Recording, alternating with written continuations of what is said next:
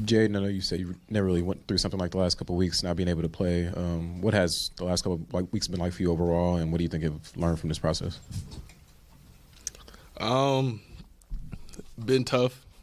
Obviously, as a competitor, you want to go out there and help your team. I believe it. I believe he wanted to start last week, but and that's another thing. You know, look, I don't know. I'm not in the locker room, but if you ask me, I'm not an athlete like these guys at all, right?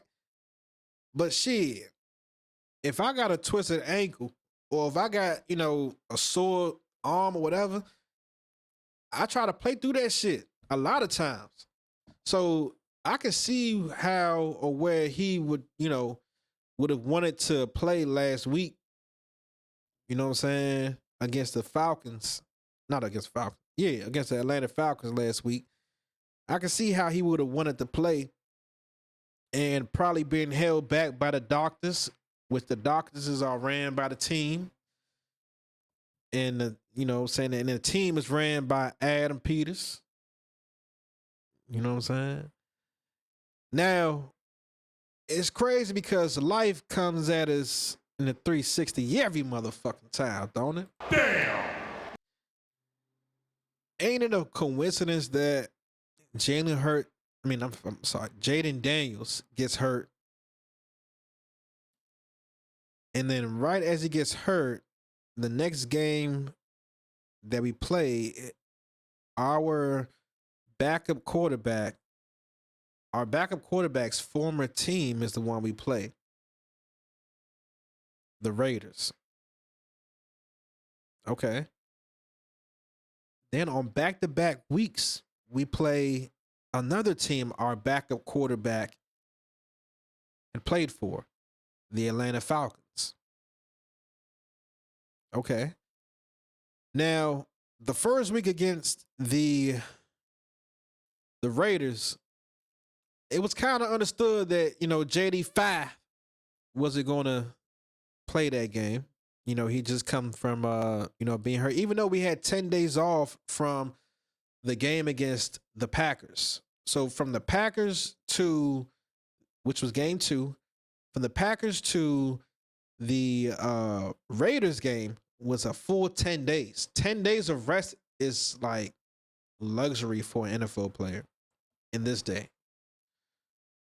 So Jaden Daniels not being available against the Raiders, we looking at it as, all right, Dan Quinn, all right, Anna Peters, y'all taking the measured approach. Y'all taking the approach of, we're going to take our time with this. We're going to protect our, investment. We're going to protect our, starting quarterback.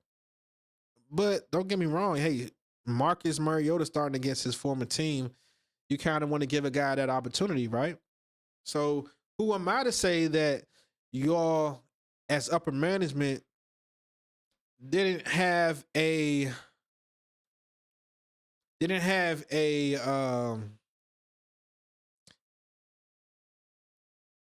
what is the word, man?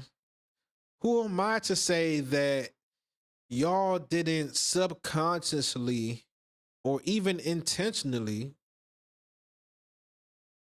want to start Mariota against his former team just to give him that shot against his former team? Whether y'all believe we can win with him or JD5 is whatever it is. But Mark is starting against his former team. You know how big that would be, for a guy to go against a former team and actually get the win. And then on back-to-back weeks, it's like, damn. Like, from just from just a standpoint of, damn, like, all right, shit, we can get Marcus 2 wins against 2 of his former teams in 2 weeks, and our starting quarterback is hurt. We could play that. So yeah, I don't really blame y'all for trying to stretch it out. But I believe that JD5 was ready to play against the Atlanta Falcons last week. And that's all I gotta say. I feel like he was ready to play, and I feel like there was no way that y'all, Adam Peters or the offensive coordinator, which I don't say his name, or Dan Quinn, I don't believe that none of y'all could have stopped JD5 from playing this week again in LA. Damn. None of y'all could have stopped that, because at this point, I understand managing a locker room, managing an organization, managing a team, but at the same time, just don't throw your weight around too much, because nobody's King Kong in this bitch. Especially you, Adam Peters. You drug out, and that's, man, bro, we're gonna talk about that in another time. I don't got time today. I don't have time today to talk about that shit. But for the simple fact that you drug out that shit with Terry McLaurin, having past history of knowing how that situation can go with Brandon Ayuk, an injury was bound to happen. Like, I was saying this during the summers. I'm like, bro, like, this shit's getting me more irritated and irritated, because I know he gonna get hurt, bro. Every nigga that hold out for a while get hurt when they come back within them first 4 weeks or whatever. I knew Terry was gonna get hurt, but I was like, man, I was thinking like, dog, like Terry, like, bro take care of his body, bro good, pause, bro, like in shape, but ain't nothing like football shape, man. And the universe proves it time and time again.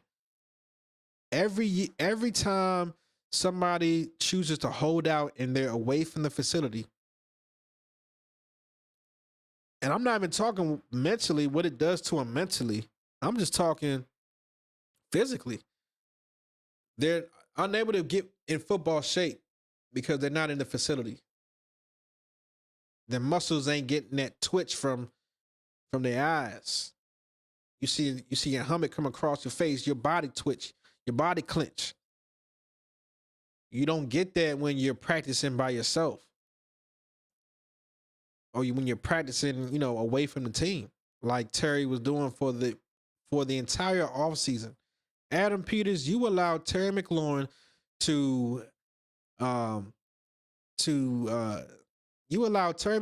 be away from his locker room for the entire offseason, knowing what happens to players when they come back from a long holdover or a long holdout. They all get hurt. Why play with that man, dog? Why play with Terry like that? And if I was Terry, if I'm asked for a trade, I'm really out of there. I'm not playing that double. I'm not playing the fence, man. If I ask for a trade, I'm out of there. And if y'all bluffing, watch how I treat y'all. If y'all bluffing, watch how I treat y'all. Because Adam Peters, bro, I understand you got authority, but don't throw your weight. You got authority, but don't throw your weight. Sometimes you gotta give it. Sometimes you gotta give it up. Who else you got besides Terry? Who else you got besides Terry? And a lot of it is y'all fault. I see Mitchell out there in Cincinnati making plays.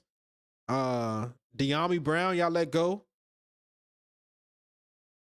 And y'all giving big money to a middle linebacker who's aging. Like, why can't he give us a hometown discount? We doing him a favor. Shout out to the Hall of Famer, but we are doing him a favor by giving him this role. I mean, look, who else is there? Anyone behind him that can take over and be better? That's another conversation.